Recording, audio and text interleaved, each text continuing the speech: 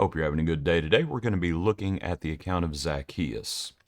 In our hymn today is called Once as the Savior Passed Along. Once as the Savior passed along, Zacchaeus fain the Lord would see, of stature small, to 'scape the throng. He ran before and climbed a tree. Appreciate it, Lee. Verse 2. As the omniscient Lord drew nigh, upward he looked and saw him there. Zacchaeus, hasten down, for I must be thy guest today. Prepare. Today the pardoning Savior cries, salvation to thy house is come. On wings of sovereign love it flies. Go tell the blissful news at home. Verse 4. Lord, wilt thou stoop to be my guest? Dost thou invite me to my home?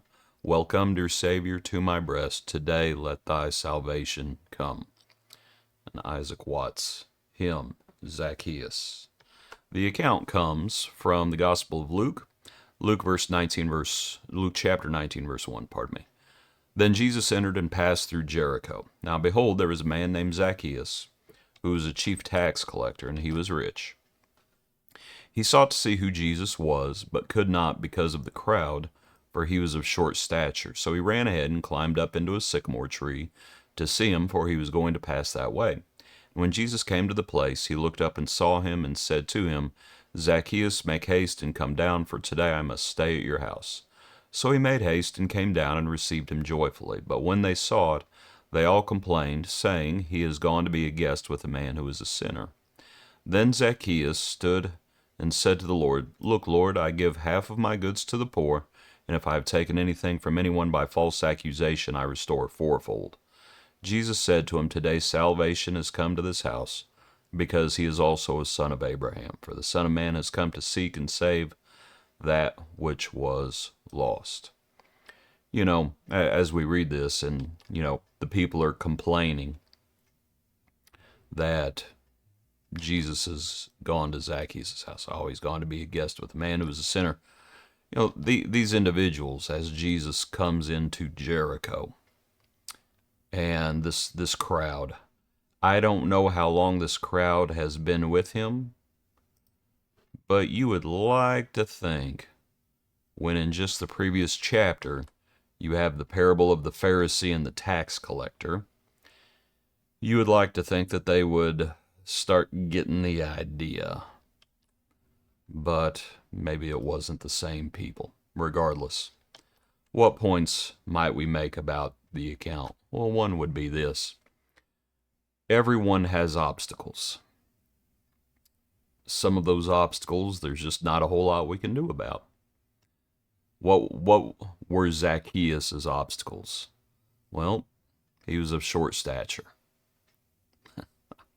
Not whole, doesn't the Lord say, who by worrying can add 1 cubit to his stature?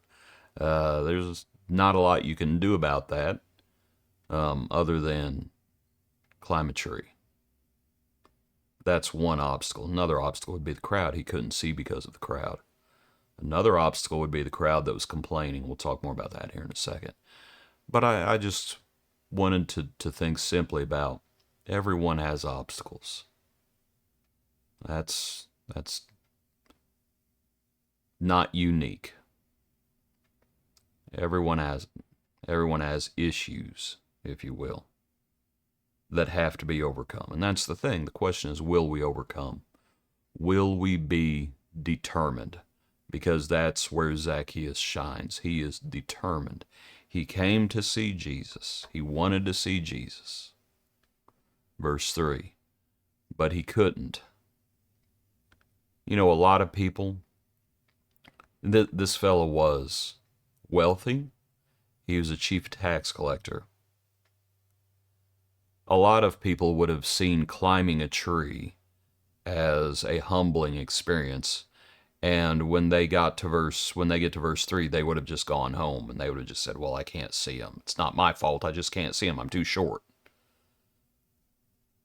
But Zacchaeus, he's persistent. And did you notice when we looked at that previous chapter, what's right at the top of that? That's the parable of the persistent widow. Well, Zacchaeus is also persistent. And so he climbs the tree. Will we be determined? Will we be determined to see Jesus? Everyone has obstacles. Will we overcome them? The last thing I wanted to mention today is concerning the complainers.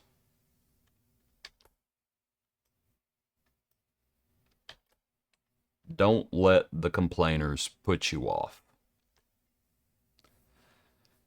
I think there will always be complainers, and we have to be real careful to make sure we are not complaining as well. You know, that's why Israel was kept out of the promised land. They were murmuring. They were just griping. They were griping about how they were led. They were griping about how they were fed.